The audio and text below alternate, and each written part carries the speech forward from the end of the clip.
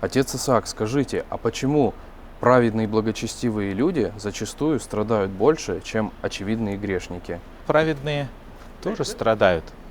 Ведь Господь говорит, кого люблю, того наказую. Конечно, в русском языке понятие наказания кажется, что таким имеет отрицательную коннотацию, можно сказать. А в славянском языке наказание все-таки есть урок, да, научение. И поэтому, если Господь тех, кого Он любит, или праведников наказует, Он наказует для того, чтобы действительно показать, что эти чада Его, они могут перенести и страдания, они могут перенести те или иные уроки и показаться как хорошими учениками Христовыми. Житие святого Андрея Юродивого это хорошо, прекрасно показывает. Когда Андрей Юродивый уже умер, практически на него уже стал падать снег, который уже не тает. Через некоторое время даже ангелы удивляются. Господь говорит, я хочу, чтобы мой благочестивый Андрей еще немножко потерпел.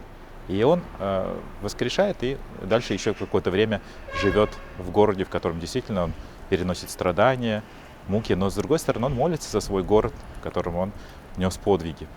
И это житие Андрея Юродивого.